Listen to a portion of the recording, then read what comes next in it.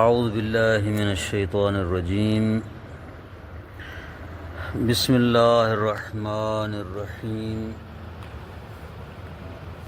اذا خففت انا کان اسمها ضمیر الشأن محذوفا وخبرها جملة وحینئذ تدخل على الجملة الاسمیة والفعل الجامد والفعل المتصرف۔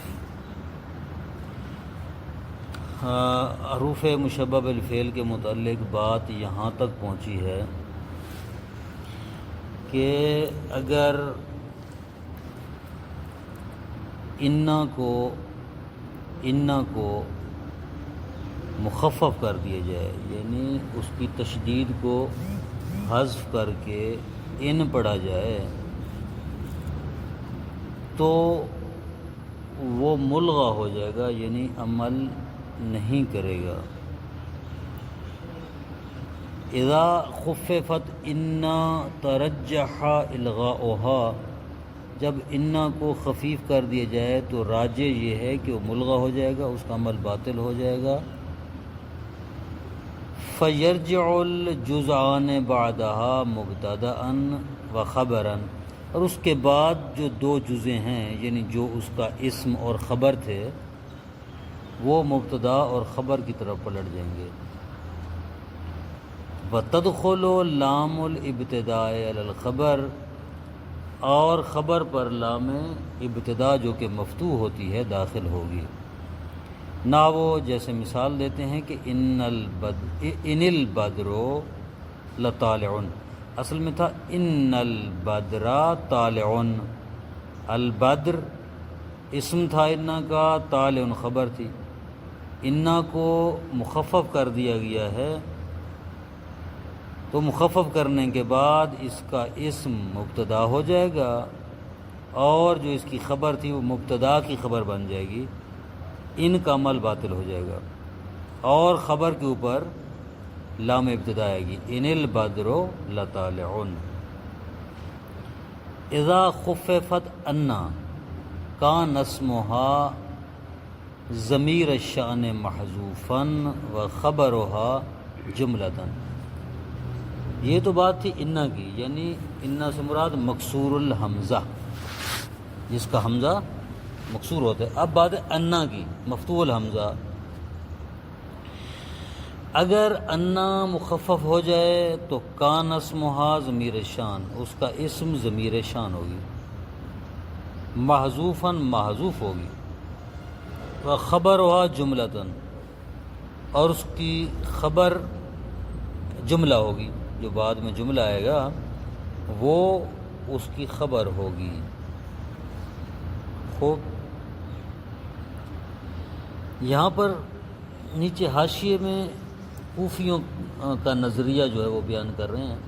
اس سے ظاہر یہ ہوتا ہے کہ یہ کوفیوں کے مد مقابل جو مذہب ہے بصریوں کا، اس کے متعلق یہ بیان کر رہے ہیں صاحب کتاب، کیونکہ نیچے انہوں نے کوفیوں کا نظریہ لکھا ہے۔ کہتے ہیں مذہب الکوفیین فإنها اذا خففت اہملت مطلقاً، کوفیوں کا نظریہ یہ ہے کہ انا جب مخفف ہو جائے گا تو مطلقاً محمل ہو جائے گا، اس کا عمل باطل ہو جائے گا۔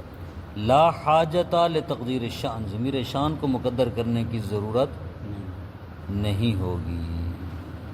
وَهَذَا مَذْهَبُهُمْ فِي كَأَنَّ الْمُخَفَّفَ، كَأَنَّ کو اگر مخفف کر دیا جائے تو اس میں بھی ان کا یہی حکم ہے، یہی مذہب ہے، یہی رائے ہے۔ وَحِينَئِذٍ تَدْخُلُ عَلَى الْجُمْلَةِ الْإِسْمِيَّةِ، انا جب مخفف ہوتا ہے تو اس وقت یہ جملہ اسمیہ پر بھی داخل ہو سکتا ہے، والفعل الجامد، فعل جامد پر بھی داخل ہوتا ہے، والفعل المتصرف، اور فعل متصرف پر بھی داخل ہوتا ہے۔ جیسے علمت ان الموت قریب، ان مخففہ ہے انا سے، الموت قریب جو اس کے اسم اور خبر تھے۔ ہاں، ان جو ہے یہاں پر انا سے مخفف ہے، الموت قریب، یہ جملہ بن کے یعنی مبتدا خبر مل کے جملہ اسمیہ، اور جملہ اسمیہ بن کر یہ ان کی خبر ہے۔ مبتدا ان کا اسم کہاں ہے؟ کہتے ہیں ان کا اسم ضمیر شان ہے جو معذوف ہے۔ علمت ان هو الموت قریب، ضمیر تھی جو یہاں پر محذوف ہے، وہ اسم ہے در واقع ان کا۔ وَعْلَمْ ان لیس للصابر الا النصر، یہاں پر بھی وہی صورتحال ہے کہ ان کا اسم جو ہے وہ محذوف ہے اور ما بعد جملہ ان کی خبر ہے۔ ان ہوا لیس للصابر الا النصر۔ فائدۃ غیر انہ اذا داخلت علی الفعل المتصرف واجب الفصل بینہا و بینہ بقد او سین او سوف او احد حروف النفی۔ جب یہ ان فعل متصرف پر داخل ہو اس وقت واجب ہے ان اور فعل کے درمیان چار چیزوں میں سے کسی ایک چیز کا فاصلہ لگانا، قد کا، سین کا، صوفہ کا، یا حروف نفی میں سے کسی ایک حرف کا فاصلہ لگانا واجب ہے ان اور فعل کے درمیان۔ جیسے عرفت ان قد ینجح اخوک، قد کا فاصلہ لگایا گیا ہے ان اور فعل مضارع ینجح کے درمیان۔ وَبَلَغَنِي أَن سَتَعُودُ مِن رِحْلَتِكَ غَدًا، یا ان اور تعود کے درمیان سین کا فاصلہ لگایا گیا ہے، ستعود۔ وَيُفْرِحُنِي أَن سَوْفَ تَحْرُزُ مَنْصَبًا رَفِيعًا، یا ان اور تحرز کے درمیان صوفہ کا فاصلہ لگایا گیا ہے۔ وَتَحَقَّقَتْ أَن لَوِ اسْتَعَنْتَ بِالْحَاكِمِ، یہاں پر حرف نفی کا فاصلہ لگایا گیا ان اور استعنت کے درمیان، عفواً ان لو استعنت بالحاکم، ان لو استعنت بالحاکم لما زعته، لما، ہاں یہاں پر یہ لما ما نفی کا فاصلہ لگایا، یہاں پر فاصلہ ہے۔ وَظَنَنْتُ أَن لَّمْ تُصَادِفْ احدن، یہاں پر ان اور تصادف کے درمیان لم نافیہ کا فاصلہ لگایا گیا ہے۔ اذا خففت کأنہ، اگر کأنہ کو خفیف کیا جائے، کأن پڑھا جائے، جرت علی حکم ان المخففت، یہ ان مخفف والے حکم پر جاری ہوگا، یعنی جو ان کا پیچھے آپ نے حکم پڑھا ہے، یعنی انا مخففہ کا حکم پڑھا ہے، وہی کا انا مخففہ کا حکم بھی۔ فیکون اسمہا ضمیر الشان و خبر الجملۃ التی بعدہا، تو اس کا اسم جو ہے کان کا ضمیر شان ہوگی اور اس کی خبر جملہ ہوگا جو اس کے بعد واقع ہوگا۔ فَإِذَا دَخَلَتْ عَلَى فِعْلٍ مُتَصَرِّفٍ فُصِّلَتْ عَنْهُ فِي الْإِيجَابِ بِقَدْ وَفِي النَّفْيِ بِاللَّمْ، اور جب یہ کان فعل متصرف پر داخل ہو تو فاصلہ لگایا جائے گا اس کے اور فعل کے درمیان کلام موجب اور مثبت میں قد کے ذریعے اور کلام نفی میں لم کے ذریعے۔ کأن قد قام، قد کا فاصلہ ہے، کأن لم یقم، لم کا فاصلہ ہے یہاں پر کلام نفی۔ اذا خففت لکنہ باطل عملہا، اگر لکنہ کو خفیف کر دیا جائے، لکن پڑھا جائے، باطل عملہا، اس کا عمل باطل ہو جائے گا۔ لیکن یستحسن اقترانہا والحالت ہذہ بالواو تفرقۃ بینہا و بین العاطفہ، کہتے ہیں کہ لیکن مخفف ہونے کے بعد اس کا عمل باطل ہو جاتا ہے، لیکن بہتر یہ ہے کہ یہ ملا ہوا ہو، ہاں اگلے جملے کے ساتھ ملا ہوا ہوگا، یعنی لیکن اور ما بعد جملے کے درمیان فاصلہ نہیں ہوگا انا اور کا انا کی طرح۔ والحالت حاضی بالواو، اور یہ حالت واو کے ذریعے ہوگی، یعنی واو کے ساتھ جو ہے یہ ملا ہوا بھی ہوگا، تفریقتاً بین و بین عاطفہ، یہ فرق کرتے ہوئے کس کے درمیان، اس یعنی لکنہ مخففہ اور عاطفہ کے درمیان، چونکہ لیکن عاطفہ بھی تو ہے نا، لیکن عاطفہ بھی ہے اس کے درمیان، اور اس لیکن مخففہ کے درمیان فرق بیان کرتے ہوئے واو آتی ہے، یعنی واو علامت اس بات کی کہ یہ جو لیکن جس سے پہلے واو آئی ہے یہ مخففہ من المثقلہ ہے، عاطفہ نہیں ہے۔ نجل مسافرون ولیکن صدیقوں کا غرقہ، ولیکن یہ لیکن جو ہے مخفف من المثقلہ ہے، اس کی علامت یہ ہے کہ اس سے پہلے واو ہے، عاطفہ نہیں ہے یہ۔ تفتح حمزۃ ان اذا صح ان يسد المصدر مصدها وتكسر حيث لا يصح ذلك۔ یہاں ایک نئی بات کا آغاز کر رہے ہیں کہ انا کے اوپر حمزے، انا کے حمزے کے اوپر فتح کب دینا ہے اور کسرہ کب دینا ہے۔ تو یہ کہہ رہے ہیں کہ انا کے اوپر فتح دیا جائے گا، یعنی انا پڑھا جائے گا اس وقت اذا صح ان يسد المصدر مصدها، جب اس کے مقام پر مصدر کو رکھنا درست ہو، مصدر کو اس کے قائم مقام ٹھہرانا درست ہو، اس وقت انا کی بجائے انا پڑھا جائے گا۔ وتکسر، اس کے حمزے کو کسرہ دیا جائے گا، حیث لا یصح ذلک، جہاں مصدر کو اس کے قائم مقام نہیں ٹھہرایا جائے گا، یعنی مصدر کو اس کے جگہ پر رکھنا درست نہ ہو۔ یجوز الفتح والکسر اذا صح الاعتباران، فتح اور کسر دونوں جائز ہوں گے اس وقت جب یہ دونوں کام درست ہوں۔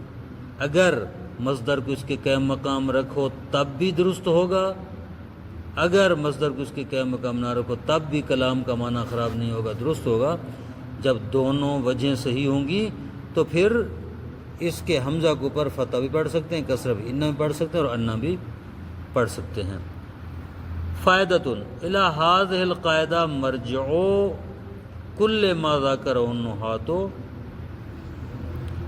فی باب فتح حمزۃ انا او کسرہا، اس قاعدہ کی طرف مرجع ہیں نحات کے وہ کلام جن کو ناویوں نے ذکر کیا ہے حمزہ کے فتح اور کسرہ دینے کے باب میں۔ یاجب و کسر حمزۃ انا فی ثمانیت مواضع، 8 مقامات پر انا کے حمزے پر کسرہ دینا ہے، انا پڑھنا ہے، انا نہیں پڑھنا۔